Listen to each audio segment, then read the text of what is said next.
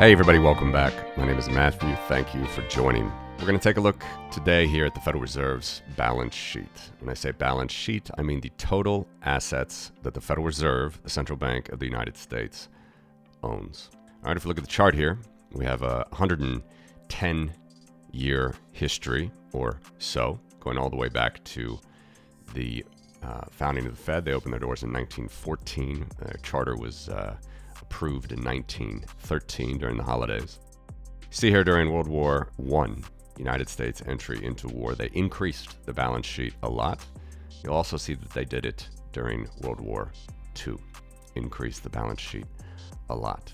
Now, what does it mean to increase the balance sheet? Well, in practice, that means to buy assets. And typically, those assets we think of today as government bonds, but they don't have to be. Back in the day, these were corporate bonds. They were also gold. They bought more gold to increase their assets here during these early years of World War I and World War II. Of course, we see the very abnormal, crazy-looking balance sheet that occurred after the global financial crisis. Federal Reserve was under $1 trillion in assets, and then in a matter of months went to nearly $2 trillion. Then with QE2 went up to nearly $3 trillion, and QE3 went up to about $4.5 trillion in assets. Okay, and COVID hit. While they were trying to normalize, I should say as well, during this period, right here in September 2019, they had the repo spike, where basically the market was not comfortable enough with the reserves that they had. They didn't want to reserve, the banks and the money market funds did not want to part with their precious reserves, and thus the repo rate spiked, and that caused the Federal Reserve to intervene and increase their balance sheet even more, buying more bonds, providing more liquidity to the market. And then, of course, we have COVID with another massive increase in quantitative easing, bond buying, and money printing. Hope you're finding these videos creative and to the point when it comes to navigating the rough waters of the financial system. And I'm happy to share with you a platform that can do the same when it comes to getting a loan secured by your Bitcoin, and that is Debify. Debify is a non-custodial, Bitcoin-backed lending platform designed for people who want to borrow against their Bitcoin while maintaining full control. Debify offers institutional-grade liquidity through independent lenders, allowing for high-volume loans of up to 5 years. All transactions are secured by a unique multi-sig escrow system, ensuring that Bitcoin collateral remains safe and transparent. This setup guarantees that your Bitcoin is not rehypothecated, and you keep full visibility and control throughout the loan process. It's perfect for those who value security and transparency while exploring global stablecoin and fiat lending backed by Bitcoin. So head on over to debify.com today to get started. I'll talk about this in a future video, how the monetary base fits into this. But basically, that's the liability side of the balance sheet. We're looking at the asset side of the balance sheet. And all that the Fed needs to do to print that money is just to put it somewhere. It needs to buy assets, and that is typically government bonds. So the vast majority of the balance sheet, what you see here, even though I'm showing you total assets, which topped out almost at $9 trillion. They just kissed,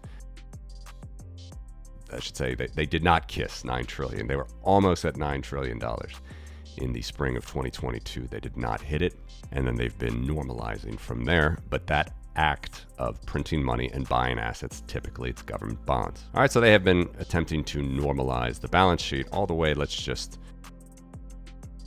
show all the way until the last release of data, which was this past Wednesday. I'm recording this on Friday, October 4th. This last data release from the Federal Reserve was Wednesday, October 2nd. The total assets on a weekly basis, $7,046.9 billion. Okay, so $7,046.9 billion.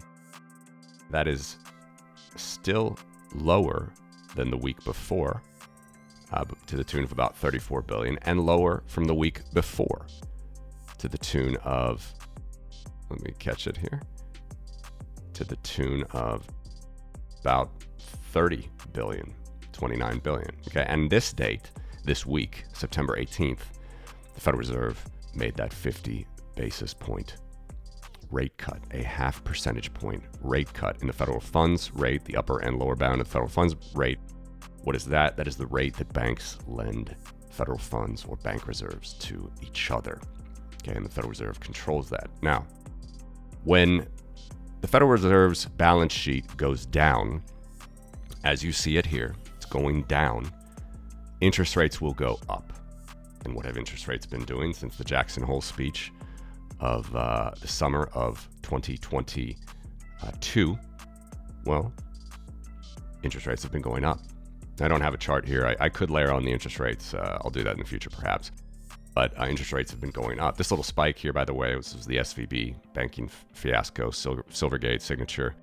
Our friend Nick Carter did some good research here showing that Silvergate and Signature actually both were pushed out by the powers that be because they had crypto assets on their books when really they were not insolvent. Regardless, they've still overall tried to cut the balance sheet. They've tried to normalize the balance sheet. And again, when the assets go down on the Federal Reserve, that means less intervention in the market, and that presumably means less demand for treasuries, presumably means interest rates will go up. And that's what happens, okay? But interestingly here, even though they've been cutting consistently by, 20, 30 billion a week, this is now 2 weeks after the announced rate cut, and the balance sheet is still going down. So I'm a big believer in watch what they do, not what they say. They've said they're going to do a 50 basis point rate cut. And indeed, the market is pricing these things in. But for now, the Federal Reserve is not increasing treasuries on its books. It's not increasing its book value, its asset value. And the only way it can do that is by printing money. So it is not printing money at the moment still. It's a question of on the margin here. Okay, so at some point, and indeed, if you look at these dot plots, the Federal Reserve Board governors have projected by the end of this year, and certainly by the end of next year, interest rates will be even lower than 5%, which is the upper bound of the target. They might be at 4.5%, they may be under 4.5%, based on these various dot plots. So it is projected that they will lower interest rates more. And again, if they are lowering interest rates, they're going to do the opposite on the balance sheet. What does that mean? They're going to print money, they're going to buy assets. They're going to boost the demand for treasuries. That's going to decrease the interest rate. This is actually the mechanism of how the money machine works, how credit markets work. The Federal Reserve, or any central bank for that matter, will intervene in the market for sovereign bonds, and it will influence the price of the bonds and thus the interest rate. So it doesn't work like a communist society where it's just we're going to decree that the interest rate should be this. That's a target rate. But to actually make that happen, they have to intervene in the markets with printed money. But interestingly, they have not increased the money supply yet. They are still decreasing, not even flat. They're still going down by 20, 30 billion a week. So zooming back out here, let's just review where the Federal Reserve asset value right now of little over $7 trillion, where that sits as far as the all-time trend line goes. 110 years of data. I'm going to put the trend line up right now. Exponential regression, 96% R squared. It's a pretty good fit. And I'll show you in a second how we know, of course, as always, if something is exponential. But we can see here just a gradual growth that, of course, this trend line, it's getting pulled up. Every time there's data above the trend line, which by the way, it still is above trend line, even though they're going down, this pulls up the trend. And anytime there was data below the trend line, which as you see, it's never been the case since post GFC, it would pull the trend line down, but it has never been below the trend line. So the trend line keeps getting pulled up, even though they say that they're normalizing. Something to think about. All right, let's look at the 1 sigma down, 1 sigma up trends. Anything inside of these blue trend lines will be an observation that occurs 2/3 of the time. 1 sigma, 67% of the time. 2 sigma, 95% of the time, right here, inside the red bands. And how do we know, as I said, that this is an exponential curve? Let's put the axis on log scale. There we go, straight line. And now we can interestingly see where the Federal Reserve, where its balance sheet itself sits across its all-time history, right? Asset values were quite low at the beginning. No one really knew what was going to happen. You have to form a trend. big boost in the balance sheet for World War I, big boost in the balance sheet for World War II. The current situation is at that same level. We're at 2 sigma up positions, 95% up positions on the upside. So it means that 95% of the data is below current observations. Now, of course, if we zoomed in, it's not that high. In fact, it was that high 2 years ago when the Jackson Hole speech was coming. Everybody was waiting for Powell to say that he's going to boost those interest rates and it's going to, be careful. And again, SVB Bank, others didn't take heed to that. We're not that high. In fact, this normalization, this decreasing of the balance sheet, we are back in 1 sigma territory. But you need to ask the question, what does 1 sigma territory look like? And well, it's something between the trend line, which is 4.7 trillion in assets, and that 1 sigma up item on the tooltip, 7.9 trillion in assets. So there's a big delta there. There's a lot of room for the Fed to, or I should say, there's a lot of space still that the Fed needs to really come down back to trend. But as we've seen, what have they said? They're going to keep lowering interest rates, and the dot plot suggests they're going to keep lowering interest rates. The only way they can sustain that would be to buy more assets, to print more money and buy more bonds. And that means this green shaded area goes back up. And of course, when they buy more assets, that has, and they print more money, that has implications for inflation. And that was the whole point of what they tried to avoid here during this great big COVID money print, which occurred post 2020. So, point is, they are not even back to the exponential trend line of a 96% R squared with 110 years of data. They're quite far from it. All right, the trend line is 4.7. The value of the balance sheet itself is 7, roughly. Okay, so $2.3 trillion above trend still, and they're not going to continue this normalization pattern.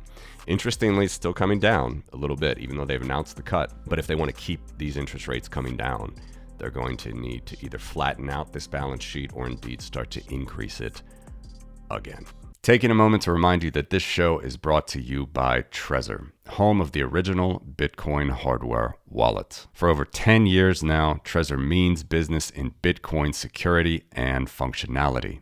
When using their wallet software Trezor Suite to connect to the Bitcoin network, you're automatically connected via Tor, protecting your identity and giving you full control of your coins in a fully open source manner, both on the software level and on the hardware level. So head on over to Trezor.io to grab your brand new Trezor Safe 5 with a secure element, as well as a ton of available accessories to back up your keys and keep your coins safe. We are still in pretty rare air to the upside territory for the Federal Reserve's balance sheet if you look at the lifetime of the Fed, and it's going to increase, okay? So in general, let's just do a little projecting into the future based on these items. Where could the balance sheet go, even if it just stayed on trend, okay? And if actually fully normalized, which again, normalizing, I'm just assuming is going to be back on this 96% R squared exponential trend. Well, let's take it out to 2030. A fully normalized balance sheet in 2030 is about where it is today, $7.2 trillion. There you see exponential regression, 7.2, 7.3 trillion. What is the balance sheet today? 7 trillion. I'm not even going to name the lower percentile bands there, but what are the upper ones? Because we've always been bumping against, bringing this trend line higher and higher. The upper 1 sigma is $12 trillion balance sheet. The 2 sigma up is $15.9 trillion balance sheet. If you look at the last 15, 20 years of the Federal Reserve, it's really nowhere near the trend. The only time it got close to the trend was this repo spike I mentioned in September 2019. And once COVID happened, more money printed again. Normalizing is a word they like to use a lot in the context of the all-time trend. Had they normalized it? No. And will it continue to normalize if they want to have lower interest rates? no, this balance sheet is going even higher. So that's the quick analysis of the Federal Reserve's balance sheet over the last 2 to 3 weeks since they have announced the rate cut. Still edging a little bit lower, in fact, but let's see how this looks in a couple weeks to a couple months' time. Thanks for watching.